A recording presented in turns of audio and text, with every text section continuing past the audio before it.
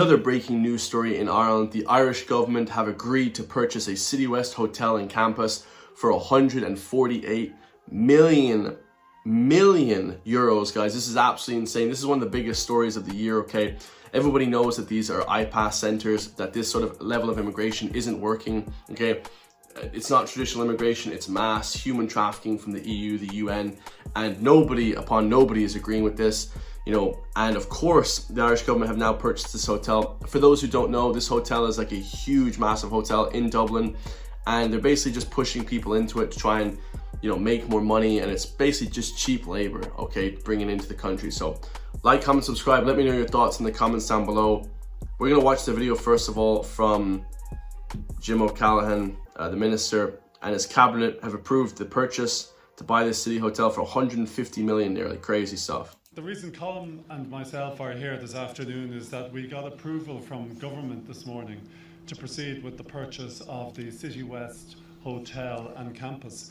As you'll be aware, the state has been leasing that property since 2020 when we started to use it for the purpose of the vaccination programme, and from 2022 we've been using it for the purpose of beneficiaries of temporary protection, people from Ukraine, and more recently for persons who are claiming international protection as a place of accommodation for them.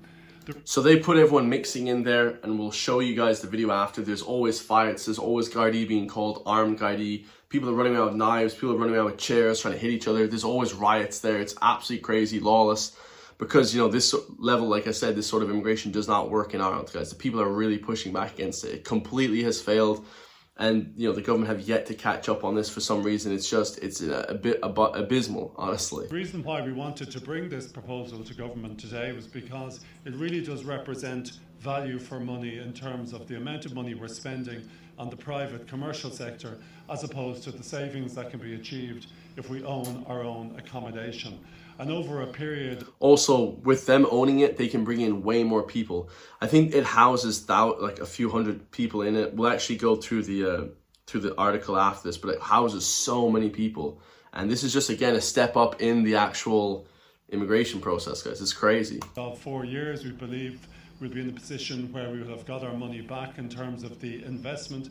And over a longer period of time, if you compare what we're spending in the private sector from the amount of money we'll be spending in terms of a state-owned entity, over a period of about 25 years, we'll be looking at a saving of 1.25 billion.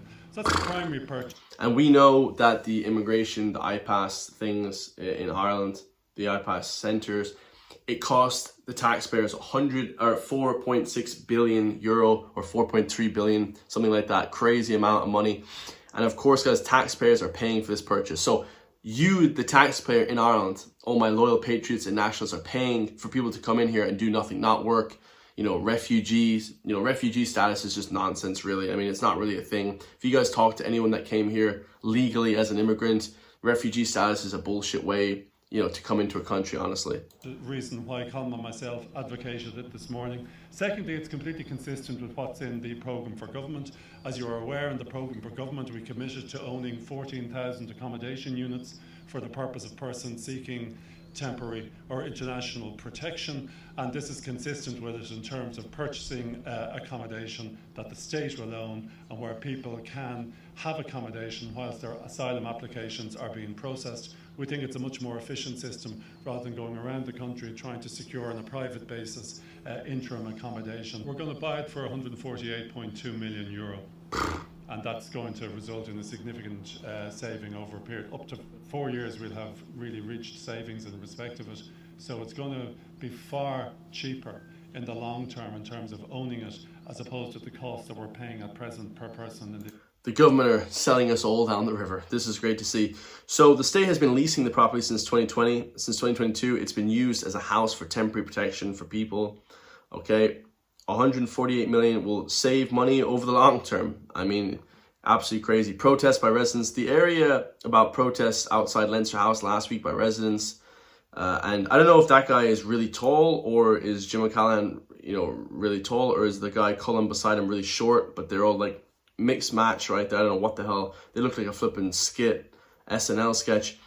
We are not changing. It says here, asked about the protests outside Leinster House. Colm Brophy said, we're not changing overall what's happening in City West at the moment, but in terms of numbers, the City West has actually been working very effectively in terms of having iPass sent there, and Ukrainians also.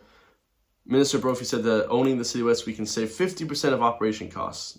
Okay, so it's just another way to kind of make cheap labor. Now, we know that there's been crazy amount of riots there. This is a very hostile place because there's different nationalities thrown in to an area. And, you know, it's basically like when you have 2-3 different nationalities of people and they don't get on, like Albanians and Georgians and these kind of different people, they're thrown in together. Maybe Ukrainians and Russians are put in there as well. You know, just it kicks off like crazy, like it has now.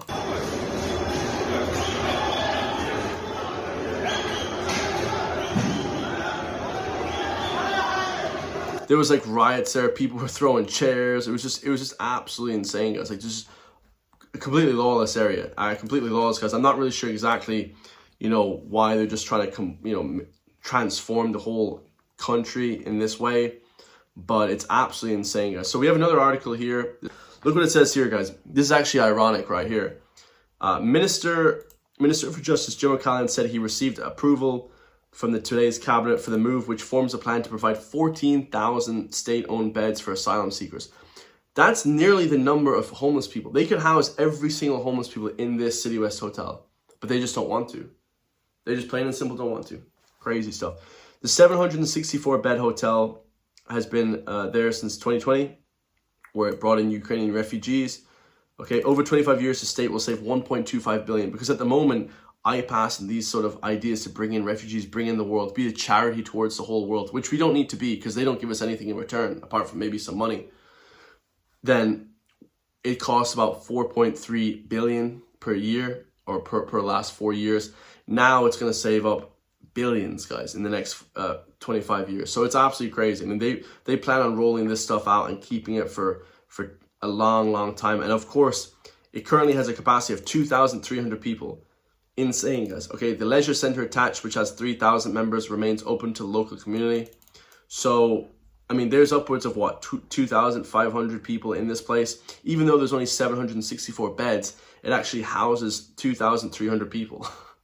Like, how does that work? People are sleeping on the floor. They're sleeping on the flipping kitchen sink. They're sleeping everywhere, guys. You know, it's an absolute crazy setup, man. I don't understand exactly. I mean, it's just a money-making scheme, of course.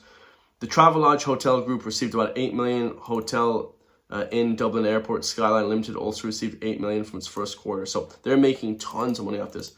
Okay, they have about, meanwhile, Moseley Holidays, which provide, they always take these different hotels, you know, for refugees, guys. It's absolutely crazy. Between 500 and 600 international refugees receive about 10 million from the state in the first 3 months of the year. So yeah, it's crazy, guys. These different hotels and resorts make so much money. And, you know, it's just, that's the bottom line, is to make a lot of money, guys. They really don't care about these people that are homeless or these people that are coming over from different places. They just care about that bottom line. Like, comment, subscribe. If you want to support me, hit the join link underneath the video. Become a member today. And I'll see you all in the next one, guys. Peace.